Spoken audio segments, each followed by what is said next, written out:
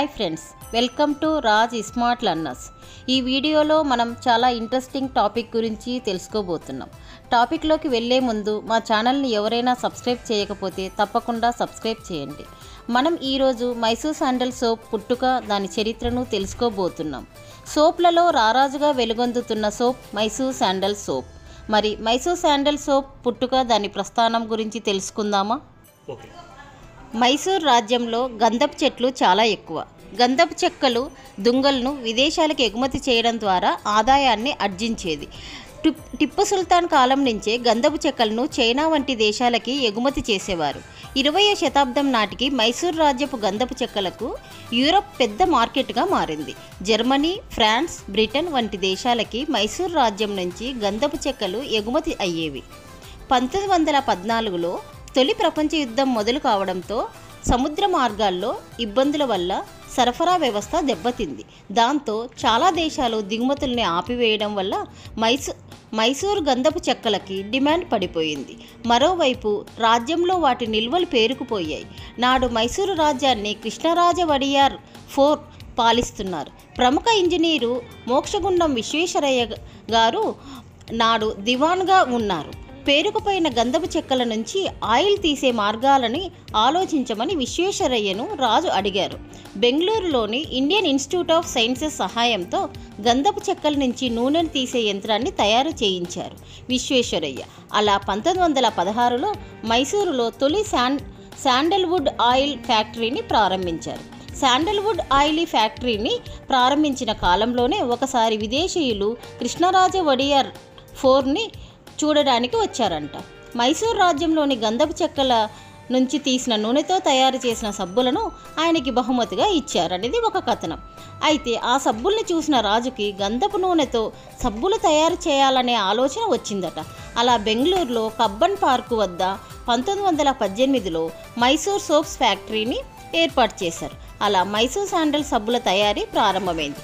ఆ తర్వాత స్వాతంత్రం వచ్చాక కర్ణాటక రాష్ట్ర ప్రభుత్వం ఆ రెండు కంపెనీలను కలిపి 1980లో Karnataka soaps and detergents limited పేరు పెట్టింది.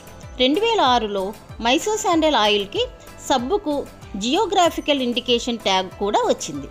సాధారణంగా గంధపు నూనె కోసం కనీసం 15 ఏళ్ల వయసు ఉన్న చెట్లను ఎంచుకుంటారు. 15 నుంచి 25 ఏళ్ల వయసు ఉండే చెట్ల నుంచి నాణ్యమైన నూనె వస్తుంది. చెట్ల వయసు పెరిగే కొద్దీ నూనె క్వాలిటీ పెరుగుతుంది. మైసూర్ శాండల్ విషయంలో సుమారు 40 ఏళ్ల వయసున్న చెట్లను ఎంచుకుంటారు. ఎండిన గంధపు దుంగల నుంచి హార్డ్వుడ్, సాఫ్ట్వుడ్లను వేరు చేస్తారు. దుంగ మధ్యలో గోధుమ రంగులో ఉండే ప్రాంతాన్ని హార్డ్వుడ్ అంటారు. దీని నుంచి అత్యంత నాణ్యమైన నూనె వస్తుంది. గోధుమ రంగు ప్రాంతం చుట్టూ తెల్లగా ఉండేదాన్ని సాఫ్ట్వుడ్ అంటారు. దీని నుంచి తక్కువ నాణ్యత గల నూనె వస్తుంది. యంత్రాలు లేదా చేతితో గంధపు దుంగల్ని చీల్చి హార్డ్వుడ్, సాఫ్ట్వుడ్లను వేరు చేస్తారు. ఇలా వేరు చేసి సేకరించిన గోధుమ రంగు చెక్కల్ని మరొక మెషిన్లోకి వేసి చిన్న చిన్న ముక్కలు చేస్తారు. ఈ ముక్కలను ఇంకో మెషిన్లో వేసి సన్నని పొడిలా చేస్తారు.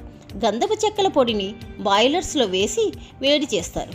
గంధపు చెక్కల పొడిలోని నూనె నీటి ఆవిరితో కలిసి బాయిలర్స్ పైన ఉండే గొట్టాల నుంచి బయటకు వస్తుంది. ఒక ట్యాంకులో ఆ ఆవిరిని పట్టి చల్లబరుస్తారు. అప్పుడు ఆవిరి కాస్త నీరుగా మారుతుంది.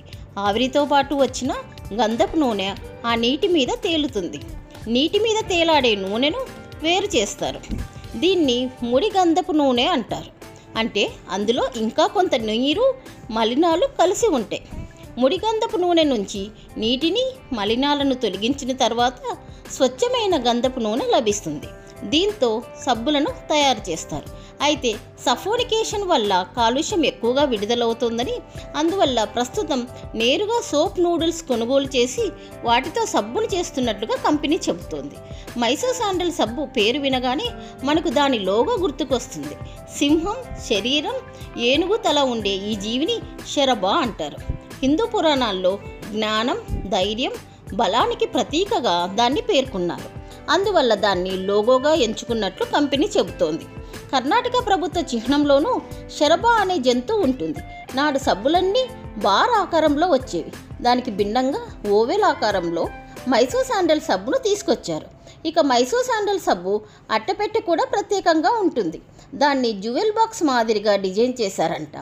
దీర్ఘ చతురస్రాకారంలో ఉండే పెట్టె మీద ఫ్లోరల్ డిజైన్ ఉంటుంది. ఇదండి మైసూర్ శాండల్ సోప్ పుట్టుక మరియు దాని చరిత్ర.